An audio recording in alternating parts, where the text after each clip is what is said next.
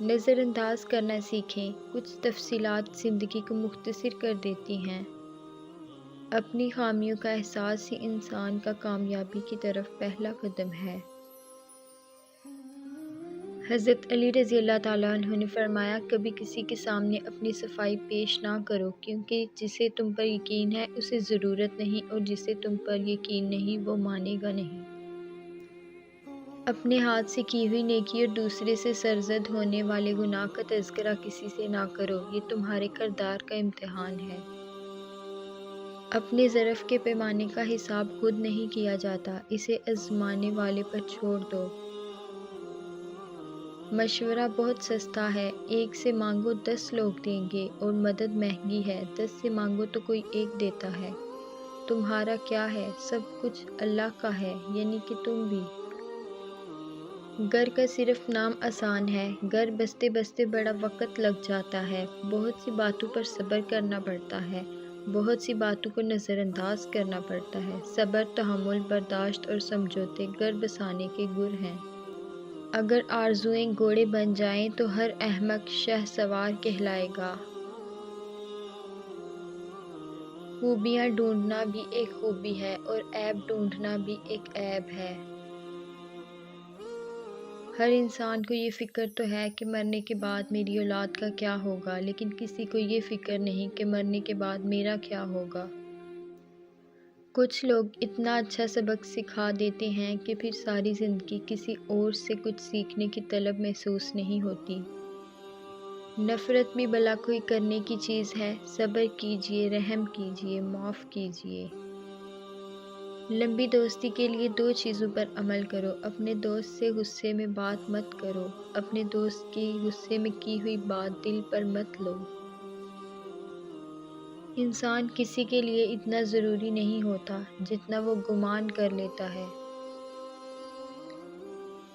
طنز اور بحث سے رشتے کمزور ہو جاتے ہیں، لہٰذا اپنوں سے کبھی بھی ایسی لڑائی نہ لڑنا کہ لڑائی تو جیت جاؤ مگر اپنوں کو ہار جاؤ۔ وضو دنیا کا سب سے سستا اور بہترین سینیٹائزر ہے، جو وائرس کے ساتھ ساتھ گناہوں کو بھی صاف کر دیتا ہے۔ جھوٹ بہت تیز دوڑتا ہے، لیکن منزل پر سچ ہی پہنچتا ہے۔ سچائی اطمینان دیتی ہے، اور جھوٹ بے چینی۔ آپ فرشتے بھی بن جائیں تب بھی آپ کو برا کہنے والے لوگ موجود ہوں گے۔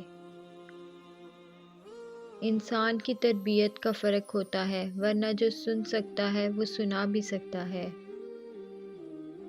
زندگی بہت میٹھی ہے، اگر آپ اس میں اپنی زبان کا زہر شامل نہ کریں۔ میں نے زندگی سے پوچھا کہ تو اتنی مشکل کیوں ہے؟ زندگی نے ہنس کر کہا، دنیا آسان چیزوں کی قدر نہیں کرتی۔ کس کس کو راضی کرو گے؟ بس ایک اللہ کو راضی کر لو، سارے مسئلے حل ہو جائیں گے۔ منافق لوگوں کی پہچان، یہ آپ کی خوشیوں میں سب سے آگے اور مصیبت میں سب سے پیچھے ہوں گے۔ 3 چیزیں انسان کو باکمال بنا دیتی ہیں: ٹھنڈا دماغ، میٹھی زبان، نرم دل۔ درود پاک پڑھا کرو، زندگی پریشانیوں، مصیبتوں اور مشکلات سے پاک ہو جائے گی۔ یا اللہ، تو سب جانتا ہے، سب کی مشکلات ختم فرما۔ حسن کی مثال تو محمد صلی اللہ علیہ وآلہ وسلم ہے، لیکن محمد صلی اللہ علیہ وآلہ وسلم کی مثال کوئی حسن نہیں۔ درود شریف وہ واحد عبادت ہے جسے قبول ہونا ہی ہوتا ہے۔ پلٹ کر جواب دینا بے شک غلط ہے، لیکن سنتے رہو گے تو لوگ بولنے کی تمیز بھول جاتے ہیں۔ سوال کر لینا بدگمان ہونے سے بہتر ہے۔ غم ہو یا خوشی، اللہ والوں کو یہ دونوں اللہ کے اور قریب لے جاتے ہیں۔ گناہ، لذت کی وجہ سے گناہ نہ کرو، لذت ختم ہو جائے گی، گناہ باقی رہے گا۔ نیکی اور مشقت کی وجہ سے نیکی نہ چھوڑو، مشقت ختم ہو جائے گی، نیکی باقی رہ جائے گی۔ اپنی نیکی چھپانا آپ کی سوچ کا امتحان ہے، اور دوسروں کے گناہ چھپانا آپ کے کردار کا امتحان ہے۔ بڑھاپے میں فرشتہ بننے سے بہتر ہے کہ جوانی میں فرعونیت چھوڑ دیں۔ کڑوا سچ، کچھ لوگوں کو اونچائی پر پہنچنے کی اتنی جلدی ہوتی ہے کہ وہ چھوٹے لوگوں کا ہاتھ پکڑنے کی بجائے بڑے لوگوں کے پیر پکڑنا پسند کرتے ہیں۔ اللہ سے گفتگو کی عادت ہو جائے تو سجدہ کیے بغیر سکون نہیں ملتا۔ مخلص وہ نہیں جو منہ پر آپ کا ہو، بلکہ مخلص وہ ہے جو آپ کے پیٹھ پیچھے بھی آپ کا ہی ہو۔ اپنے برے وقت کے لیے بچا کر رکھنے والا مال اگر کسی کے برے وقت میں لگا دیا جائے تو اپنا برا وقت بھی ٹل جاتا ہے۔ کچھ لوگ اتنا اچھا سبق سکھا دیتے ہیں کہ پھر ساری زندگی کسی اور سے کچھ سیکھنے کی طلب محسوس نہیں ہوتی۔ چاہے گھر کتنی ہی سجاوٹ سے مزین ہو، مگر ماں نظر آئے تو گھر اصل میں گھر لگتا ہے۔ اصل کامیابی کا ہر راستہ نماز سے ہو کر ہی گزرتا ہے، کیونکہ بنا نماز حقیقی کامیابی نہیں مل سکتی۔ انسان کے کردار کی دو منزلیں ہیں، دل میں اتر جانا یا دل سے اتر جانا۔ رسول اللہ صلی اللہ علیہ وآلہ وسلم نے فرمایا، جس نے مجھ پر ایک بار درود بھیجا، اللہ تعالیٰ اس پر 10 بار رحمت نازل فرمائے گا۔